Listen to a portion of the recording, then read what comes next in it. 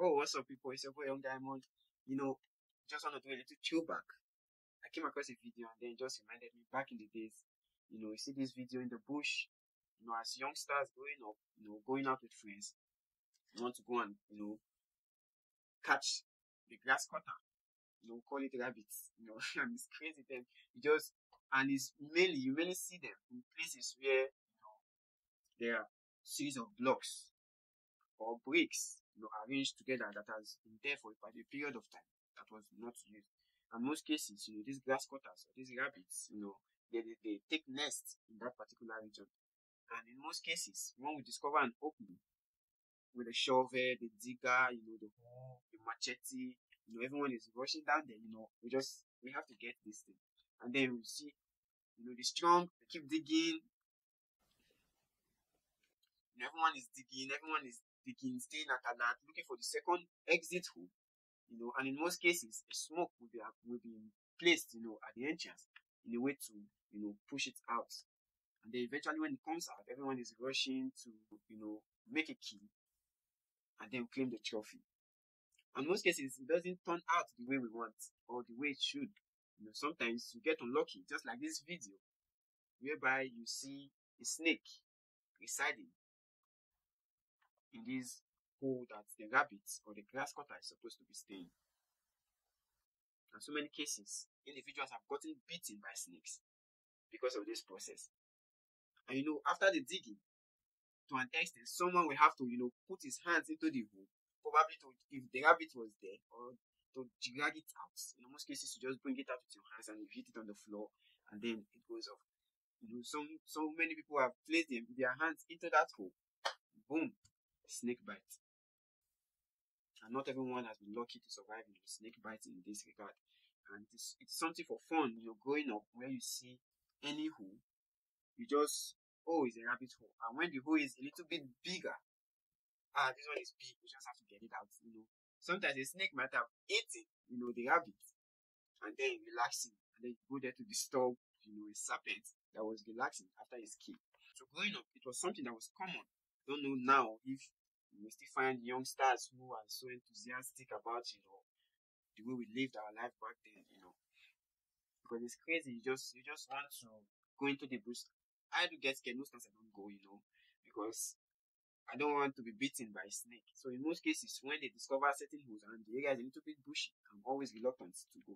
But when it's in an open area, an area that has been cleared, I will go with them. So it's a crazy experience. And you don't need permission to make any kill.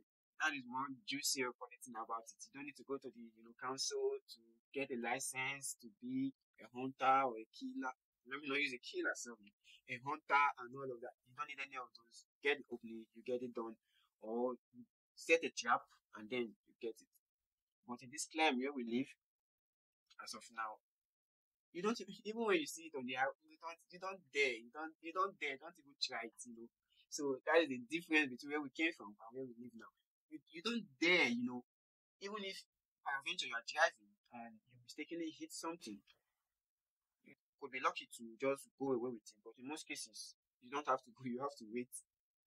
I experienced one some years back, a driver hit an antelope that was trying to cross the highway because, here there are signs that you see on the way when you are driving that depicts that this region there is possibility of animals from the bush might try coming out on the highway or might try crossing.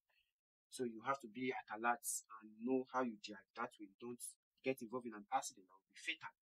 And so this vehicle hits an antelope on the highway. It was broad daylight. If it were to be at night, it would have zoomed off. But it was broad daylight, so there was no way he could escape it. So he just had to park. And he had to call the authorities, because so many people have seen what happened. So he had to call the authorities. It wasn't intentional. That way, he won't be sanctioned.